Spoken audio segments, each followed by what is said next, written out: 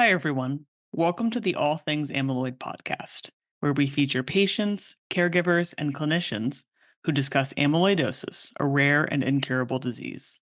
Amyloidosis occurs when the body builds up abnormal amounts of misfolded amyloid protein, which can lead to serious and life threatening outcomes. I'm your host, Mackenzie, an amyloidosis patient and founder of Mackenzie's Mission. Our goal for this podcast is to raise awareness and share firsthand what it's like to live with this disease, to care for those affected by it, and to treat it. We hope this leads to earlier diagnosis and start of treatment, which will improve patient lives. Not enough can be said about nurses and their role in our care team and what they bring to the table. They are truly vital members of the team. In today's episode, we'll be talking with Jill Fleck, an amyloid clinic nurse care coordinator at the Mayo Clinic in Arizona. In our discussion, we'll chat about nurses and why it's important for patients to get to know them. Welcome, Jill. It's so wonderful to have you on our podcast today. Hi, Mackenzie. Thank you so much for having me. Of course, I'm so happy that you're joining us today, and let me begin by thanking you for everything you do, right, for the amyloidosis community. I think I speak for all patients in expressing my gratitude. And it's often said that it takes a village to get through a disease like this. And well, you're clearly one of those that are in the village, right, that helps care for patients during our battle with this disease. So, to get the conversation started, why don't you describe a little bit about what you do? Well, thank you for that introduction, Mackenzie. I'm happy to be a part of that village. I would say my job has three main components. Firstly, I triage the amyloid referrals for a multidisciplinary clinic. I'm the point person for new patients and other team members while we're setting up consults with the various disciplines that a patient might need to see. Secondly, once a patient is diagnosed, I help manage the cardiac side of their care for amyloidosis. And lastly, I educate patients on their diagnosis with the goal that patients can understand physiologically why they might be experiencing some of these symptoms, like heart failure, and they can understand when they need to reach out for their healthcare providers for help. So, generally, I would say, as a nurse, I'm the eyes and ears for our providers and a conduit for other team members. And essentially, my role is to help evaluate the situation. I use my training to assess and determine the next appropriate step. That's wonderful. I think that's a really detailed description of how you kind of fit into that care team and what specific role that you have within it. So when someone new comes to you and it's your job to evaluate the situation, how do you go about doing that? Walk us through that process. The short answer is that it's asking a lot of questions and being a good detective. Mm, So, when we're talking about a new patient, I'm trying to determine if it's more than likely they have amyloidosis. So, it starts with evaluating what is this person experiencing? Why has the question of amyloidosis been raised? Because, as you know, it can mimic many other different diseases. And patients come to me two different ways. They can either self refer or they can have another provider that's referred to them. So I review medical records, request the medical records. So looking at the office visits note, testing that they've had done, and I try to get a sense of the story. Then I also call patients to get their personal background history. What's been going on with them? How did they get here? And then based on all that information, we set up additional testing and an appointment. And then through this process, because it takes a little bit of time, that's where I can develop the relationships with patients, where I can really get to know them. And I would say that's the part I really enjoy. yeah, I can certainly understand that. And you mentioned developing a relationship with patients, and at the onset, right, especially having new patients, particularly in a Mayo Clinic in this instance, right, the frequency of your interaction with patients is quite high. You're seeing them multiple times in a short period of time. But then as time goes on, your relationship naturally becomes more infrequent. And I'd love for you to talk a little bit more about that. Yeah, when a patient first comes to me, many times it's at the start of their journey with amyloidosis, and it's a journey. So everything is new. There's new medical words, there's a ton of testing, new doctors, specialties, and it can be quite overwhelming. On top of the fact that most of the time patients are quite sick and they feel terrible. So my initial role is to help be that person of contact where we're getting them set up to be seen. I give out my number. They're the ones that can call me first if they're running into anything. And then when our patients, if they're diagnosed with AL, a lot of times they're much sicker. So they need more follow-up. And a lot of times that's weekly phone calls, sometimes weekly visits, where I'm calling, assessing how are they feeling, symptoms, going back to our provider to see how can we make adjustments, how can we help them feel a little bit better. But thankfully, with treatment, our patients can get better. So therefore, they don't need me calling and checking in on them every week. And it starts, to decrease where maybe I talk to you once a month or less. I love it when patients, it's been a year since they ended treatment and I just get oh, hey. So that's the ultimate goal, right? Have patients return to living their life where they don't need me constantly checking in, being, what are your weights? Are you short of breath? Things like that. Yeah, of course. But I imagine it is incredibly rewarding and fulfilling when you do get that call out of the blue from a patient you haven't talked to in a while, just to kind of hear their voice and know that things are going in the right direction, and to know that you got to play a part in that is pretty special for sure. Absolutely. It does bring me joy to where I'm like, I haven't heard from so and so in a while because it means that they're doing better. Yeah. And like you said, that is the ultimate goal. And you share how important it is for patients to be open and transparent, particularly with nurses, right, who are on the front line, checking in with these patients frequently, and just not exclusively with their physician. Talk a little bit more about why that matters. Mhm. So I will say nurses are, again, the eyes and the ears, right? Mm, We advocate for our patients and we want to know how they're doing. So as much as we can, we can help them feel better, make some minor improvement. So this is where we need patients to be honest with us. Let us know how they're feeling. Are you nauseated? Are you having shortness of breath? Are you constipated? Or even are you having financial difficulty because treatment can be expensive? Like we want to know all these things so we can help get you resources, help find ways that we can help them. mhm. So I know some patients don't feel as comfortable sometimes telling their story, but that's where we want to say, like, no, nurses are here, your whole care team is, but I can speak from the nursing, like, we want to know. Let us know. Yeah, absolutely. And because amyloidosis is a multi-system disease, the fact that it does impact multiple specialties like cardiology, hematology, neurology, so on and so forth, right? What is it like working in an amyloidosis clinic specifically, and how do you interact with those other specialties to form that interdisciplinary team for your patients? And in what ways does that matter, and how does it make a difference for them? So outside of making relationships with my patients, I would say this is one of the best parts of my job, that I Mm, can interact and coordinate with all these wonderful doctors and nurses and PAs and NPs and social workers and schedulers. Um, because as you said, it takes a village. So we all have the goal to help improve a patient's life, and we each can play a role in that. So as the amyloid care coordinator, I have contacts with all these specialties that I follow up with, such as for my hematology nurses and doctors. I have a group chat, and we get together and we can talk about our patients and how we can help them from our each individual specialty. So I would say this matters in particular for patients because they can feel assured that each specialty and system, that needs to be addressed is being looked at as a team. yeah. And it, it's not that all patients have access to an interdisciplinary team like this. I think a lot of it is a function of kind of where you're able to seek care, and having a massive institution like Mayo Clinic makes having an interdisciplinary team possible. So, for patients who might not have access to these larger healthcare systems, what can patients do? So I will say, yes, I am lucky to work at an institution that has, a center of excellence for amyloidosis. But that's not to say if a patient is with a small practice, like a sole provider, they don't still have a team. They definitely still do have nurses and probably NPs that work with them.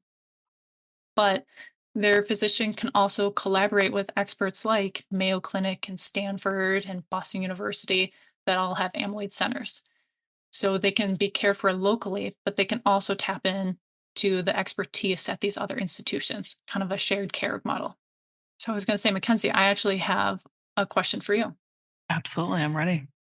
I want to know, as a patient yourself, and you've Hmm. had plenty of experiences with nurses while you were undergoing treatment. What was your impression, whether good or bad? And what did you want or need from your nurses? That is such a great question, and I I almost think about answering this question from two different perspectives. One being from an outpatient perspective, and one being from an inpatient perspective. When I think about outpatient, anytime you need something, you send a message in your patient portal, you call the office.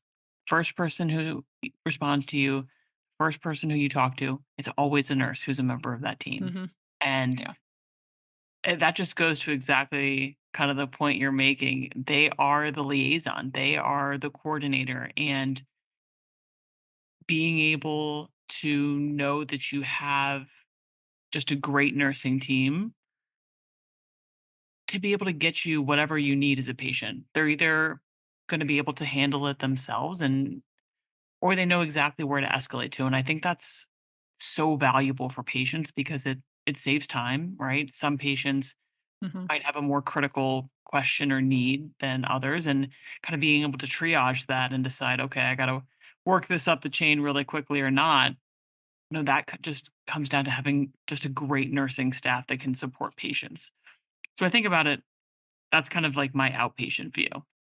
And then my inpatient view, I can certainly speak to this when going through a stem cell transplant, right? I had a transplant at the Mayo Clinic and I spent probably a week and a half inpatient, and 90 to 95% of my care while I'm inpatient, the person I see face to face who's delivering that care to me is a Yeah. nurse, Yeah. right? And Hmm. I think that speaks volume just to illustrate the fact that there's nothing more valuable on a care team than great nurses, right? Because they're the ones who are out there doing it. They have eyes on the patient, they know what's going on. And as a patient, there's so much comfort in knowing you have wonderful nurses around you who can handle whatever it is that comes up, whatever's bothering you today. I can tell this person and I know that again, they're going to handle it themselves right here, right now, and we're done, or they're going to escalate it immediately to the right person. So they really are kind of the foundation, the liaison, the glue of the whole care team. And that's such a powerful thing. I think it gives patients, I know I certainly feel great comfort um, by having great nurses. Yeah. That's great. That's wonderful to hear. Yeah. Nursing is a team sport. Oh, So 100%. medicine in general is a team sport, Yeah. honestly. And right, all the different levels. And when you think about, as a PA, right, I Mhm. think about kind of my interaction with nursing staff. Those are the people who tell me exactly what I need to be doing for the patient, right? Because I can't see everybody and have eyes on them at all times. So to know that I know my patients are in great hands, and I know something starts to head south or they need this medication or that, I know that I'm going to know about it, and Yeah. that's there's such great comfort in that as a provider. So you know, Good. s- That's the I goal. can't speak enough value of nurses, and really, I mean, just an instrumental, massive role that they play in medicine. So I'm curious, right? You see a lot of patients with a wide array of backgrounds, different experiences. How would you assess and almost like kind of sum up or describe the amyloidosis patient community? Yeah. So I've been a nurse about 9 years now, and I've worked in many other specialties. But I will say I'm very impressed with the amyloidosis patient and caregiver community because they're very savvy in their knowledge. Um, they have such a high level of knowledge about disease and treatments. I mean, last week I just had a patient write into me asking about the latest in the clinical trials, like it was just released, and he wanted to have a discussion about it. So I think it's wonderful. Yeah. Um, but so you can tell like patients spend a lot of time doing their own research, and asking good questions. So, and I'm impressed by this because it elevates their ability to partner with the medical team, and it gives, their confidence to communicate and also give like such quality insight to their providers too, right? Because we're always react into how they feel, how to help them. Because, right, we're just trying to up quality of life with this very unfair disease. Yeah. And I think that's so valuable, right?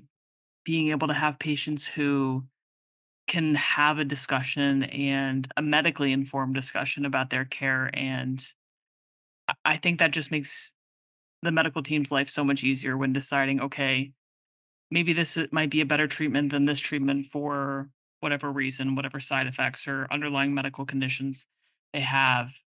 I think that really just brings so much to the table and arguably makes life easier for the medical team. Exactly. Yes, that they know what's going on. So you have to almost stay on your toes, right? Yeah, that's a good point. So have you spoken with patients about where they go and what resources do they use to beef up their knowledge? Yes. So that is one of the big components when, especially when I'm doing that initial triage, I always ask the question, have you Googled Mm. amyloidosis yet? And I always then, if they say yes, I'm like, I'm sure you've read a lot. And I want to put an asterisk. That Thank you. depends where you get your information because some of it can be outdated. It all depends what type of amyloid you have. I think we're up to at least 42 different types. So I always preface that. But then we help guide them to good websites. Your guys' website, absolutely, right? mm713.org. I've spent a lot of time on there, by the way. So guide them there. Then I also, the amyloidosis support group that Muriel puts on, Hmm. fantastic, great resources. The Amyloid Research Consortium, you can have notifications. You can sign up for webinars there, and it is geared towards patients and clinicians. So I'm missing some things, right? Then, of course, each center of excellence puts out their education as well. So there are definitely resources. And I try to, yes, help guide patients that if they haven't found it already, because a lot of times they have, that to guide them towards those reputable sources. Yeah. And that's so important, right? Because Dr. Google is is far out of date and it's scary. It's overwhelming. And I'm so grateful that you're able to point patients towards all these resources that our community has to offer and that all of these centers of excellence are putting out because they really are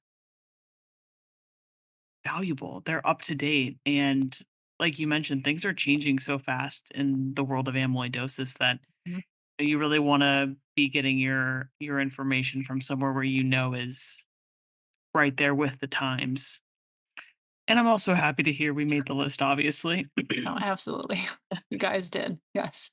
um, and our resource page for patients is really nice because it has information that's really geared for patients. But there's also information that's really helpful to the healthcare community. So we work really hard to also be a conduit for patients and guiding them to resources, other organizations that are out there, treatment centers, and valuable information in the forms of articles and videos that discuss anything from treatment to disease, anything amyloidosis. So, on that note, how do you, as a healthcare provider, maintain and continue to advance your knowledge about amyloidosis? Which is very important for me to do Mm, because, yes, the landscape is changing. Because 5 years ago, treatment was very different in terms of TTR. There wasn't any, yeah. and then also about 5 years ago, Cybor D plus Dara also Hmm. came out for our AL patients. So I will say, one, I'm very lucky to work in an institution with experts right at my fingertips. So we have a very collaborative and supportive culture. So I can ask them, bother them with questions anytime. Hmm. So there's one. Um, but then also those resources that I mentioned, your guys' website, ARC. But there's also the Preventative Cardiovascular Nurse Association. So it's pcna.net. And I will say that they are making a strong push to make amyloidosis education a priority. So I know that they've been putting out podcasts. If you just type in amyloidosis on the website, you will get a lot. And there are other practitioners on there that have given their insight. So I'll definitely give a plug for them. That's a good resource to go to as well.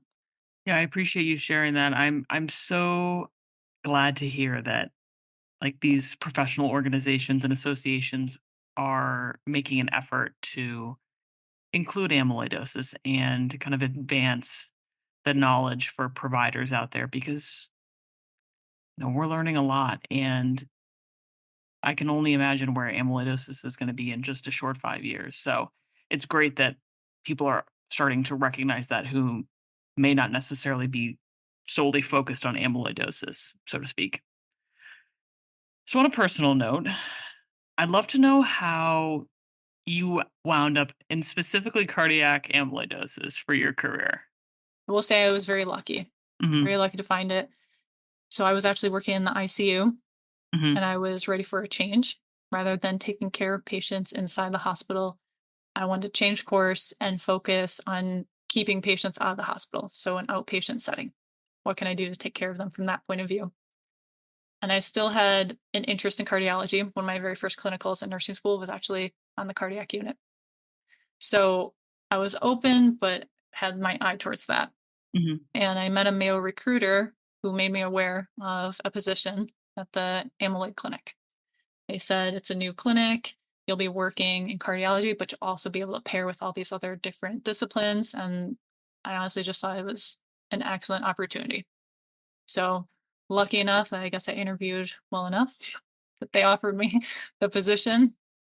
And it's been about 3 years in October. So I can truly say amyloid has my heart now. I love that.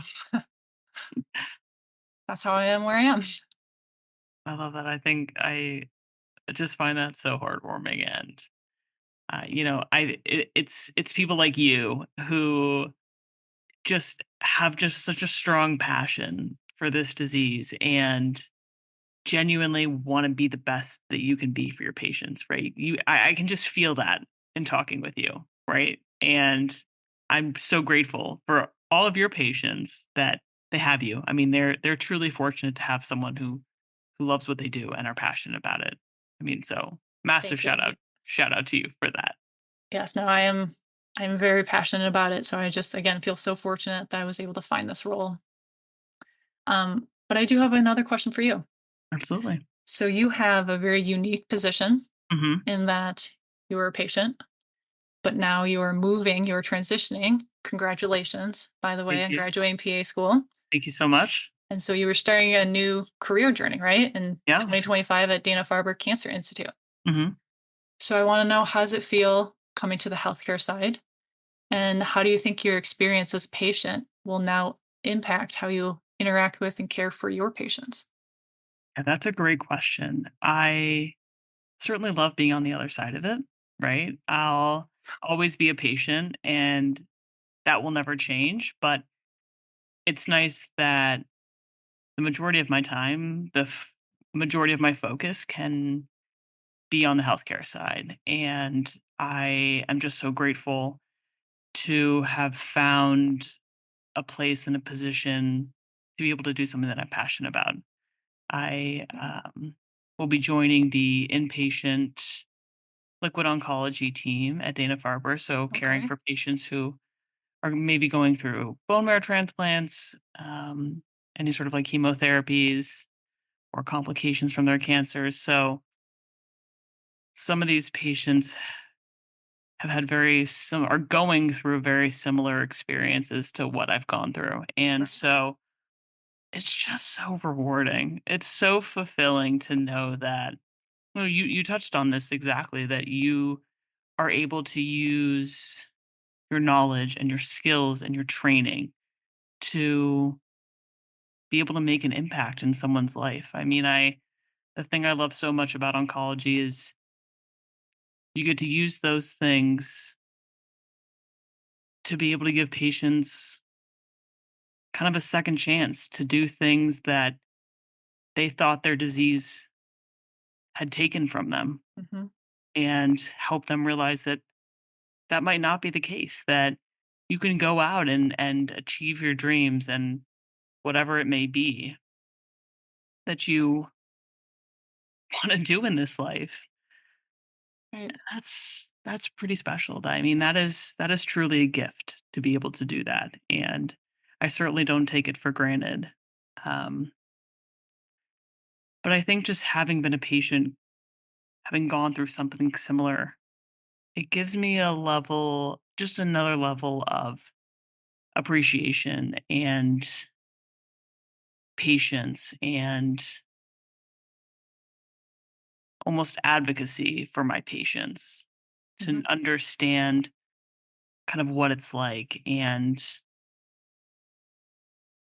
this isn't easy, that, there are things that we do need, and to be able to advocate for them and to be patient with them. I think one of the things that I think a lot of people in healthcare struggle with is burnout and frustration, and we get busy and we're overwhelmed and we have so many things to do, and I think sometimes just remembering to have a little bit of patience for people goes a long way. So, I think those are just kind of some of the ways that my experience as a patient will benefit my career as a PA.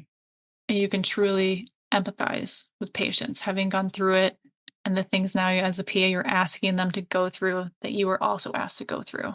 Yeah, So I think that'll be a huge, huge impact. yeah. Not I necessarily that you're sharing your story with all of your patients, but I'm no, sure you're going to get Googled. probably will. um, um, but I'm very much looking forward to it. I'm very excited. But yes, congratulations. Thank you. It's Thank very you so exciting. much. It is. It is. So couldn't be happier.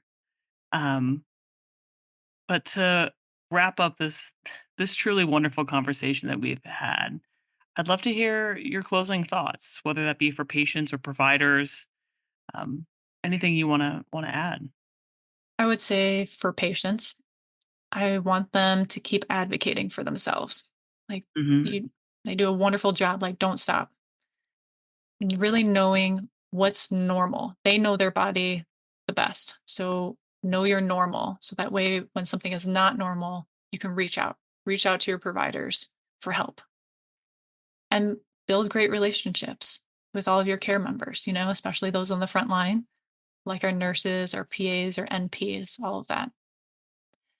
And then lastly, I would say if you're not getting the answers, then ask for a second opinion. It's okay to ask for a referral to another center. Like, don't be afraid to do that. That's part of the advocating for yourself. For providers, I would say if you see something that is wrong with the patient, you can't figure it out, network. Reach out to the community to ask.